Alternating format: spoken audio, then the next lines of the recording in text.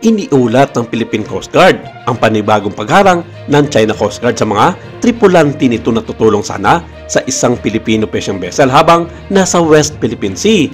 Una kasing natanggap ng PCG ang isang distress call mula sa Pinoy fishing vessel 17 nautical miles timog kanluran ng Silangin Island sa Zambales. Isa sa mga mangingisda sa naturang bangka ay namatay habang nasa gitna ng karagatan. Ayon kay PCG spokesperson for the West Philippine Sea, Commodore J. Tariela, tinangka ng BRP Cabra na magsagawa ng retrieval operation ngunit pinilit umano silang pigilan ng barko ng China Coast Guard na may bow number CCG 3304. Kinalaunan, nakalusot din ang Cabra ngunit sinundan pa rin ito ng naturang barko. Matapos makalpas mula sa barko ng China, tumuloy ang BRP Cabra sa kinaroroonan ng namatay na Pinoy at tuluyan ding na-recover ang katawan nito pabalik sa Subic sa Zambales.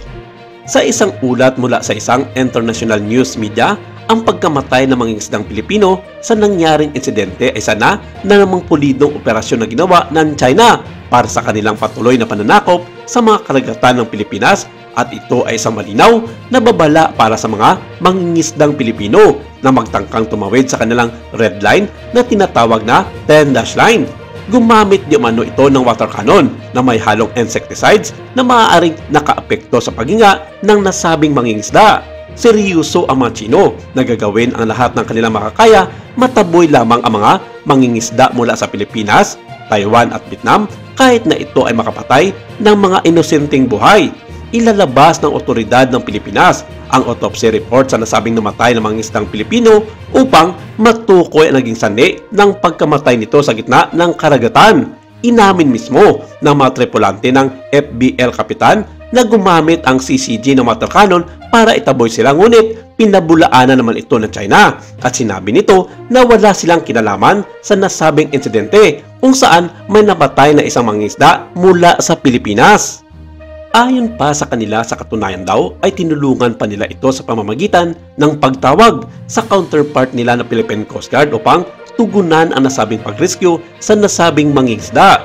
Pero ayon kay Commodore J. Tariela, walang katotohanan ang mga sinasabi na ito ng bansang China at sa katunayan sila pa ang naging dahilan kung bakit hindi agad na-rescue ang naturang mangingisda na malapatan ng paunang lunas dahil sa mga ginagawa ng mga ito na pangaharang ng kanilang barko sa BRP Cabra na siyang naatasan na tumulong sa nasabing mangingisda. Ito turn over agad sa pamilya ang namatay na mangingisda sa West Philippine Sea na si Elpidio Lamban.